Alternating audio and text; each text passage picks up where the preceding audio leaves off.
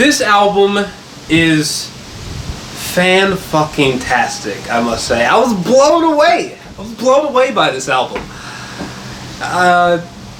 Let's get into it. So the first track, Nikes. I'm not gonna lie, when I first heard this track and, you know, that high-pitched, you know, auto-tuned voice is talking about, like, the literal shoes and shit, I was like, I don't know about this. But honestly, this track is just so dreamy and haunting, and the instrumental that happens once Frank enters on verse 2 is just fucking incredible. Like, this was a fantastic introduction into the album. Track number 2, Ivy. I thought this was pretty good. It was a very bittersweet reflection on his childhood. I know he mentions Sid there. Pink and White featuring Beyonce, which, I mean, she's barely there. I mean, she's mostly kind of like throwing out harmonies on the outro, but this is definitely one of my top favorite tracks, like probably within my top 3. Like, holy fucking shit, was it so vivid and beautiful and poetic and very romantic, but it's not like cheesy or kind of awkward. Track number 4, Be Yourself. Not really much to think about this. This was just like, I believe, like a quote from his mom, which was pretty epic. You know, don't do drugs, don't smoke marijuana, blah blah blah, live right. Basically sums up what she was saying. Solo was okay. I wasn't crazy about this track, but I do enjoy the lovely chorus. Ooh, how does this feature Kendrick Lamar? Can someone explain this to me? How could you not just have Kendrick Lamar just spit out a little paragraph, just a little paragraph, you know, like on that one Flying Lotus track, you know, just spit off just a little chunk, and that's all we need. Okay, track number 7, Self Control. This is definitely one of those songs where it's just trying to just hit you in the feels, and the outro is pretty great. The track Good Guy was okay. It kind of just sounded like, it just seemed like he was in New York or some shit like that, and he ran into some guy that he was digging, but that other person was not reciprocating this same level of intimacy, I guess. And yeah, I don't know.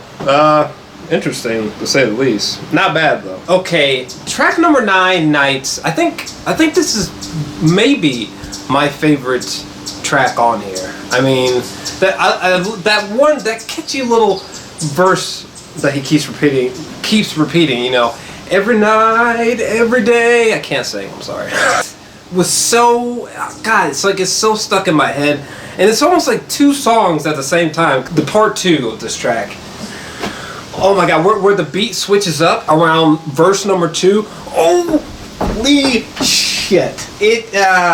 He's just flowing and just oh my God, the instrumental is literally heavenly. I'm pretty sure this is my favorite track off this whole thing. It just sounds like he's talking about just how drug induced and just how just fucking wild it can get at night for him when he's, I guess, touring or just being devious at nights or something. I don't know. Fuck me. There's a B. Fuck me. Track number 10, Solo, with Andre 3. First off, I love the jazzy, the piano. He's fantastic. The instrumental to this thing. It's so exciting, you know what I'm saying? But then Andre 3000 comes on, and I had no idea he was gonna be there. And Andre literally just sort of just ripped my head off with his perfect flow. And just really clever rhymes as well. The beat switch, when he says, regardless of winning, man, I flipped my shit. Like, track number 11, pretty sweet. I don't even know what the fuck happened.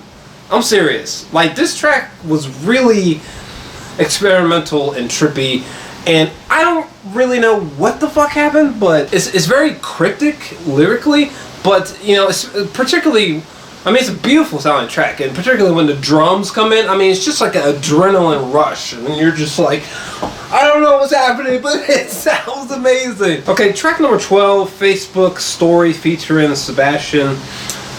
This was interesting because it's I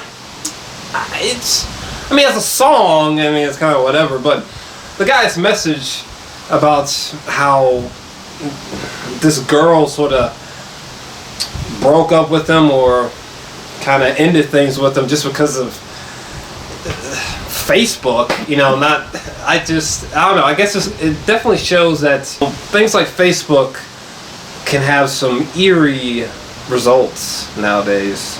Track number 14, White Ferrari. This was one of those tracks where when I was first listening to it, I was like, okay. But when I re-listened to it again and again, I was like, whoa. There's definitely some kind of 80s pop influences on here. It almost sounds like there's some influences from like the Drive soundtrack, just a smidge on this track, particularly at the beginning. And I love the jarring, like otherworldly transition instrumentally. Once the line, "I'm sure we're taller in another dimension," comes on, from then all the way to the end, just blew my mind. Instrumentally, it's just like your ears are just taken elsewhere towards the back half of this track. Track number 13, Close to You. I don't really know what happened here as well, but it was short and it was lovely. Track number 15, Sick Free. Oh man, see, fuck. And this might be the best track as well, because I mean, just when the cinematic string music comes in, and when Frank is just going in with that like spoken word poetry sort of flows, this track is incredible. Track number 16, Godspeed. This is a great track, but the outro is just okay. Track number 17, I thought was a fantastic finish here. I like the Tyler shout out. That was cool. It's so dope that they're so like, you know, that's cool as shit. But because I love them both. I don't know, this was just a great track, particularly when out of nowhere there's just like a silent interlude, and like legit I was just like looking at my iPod like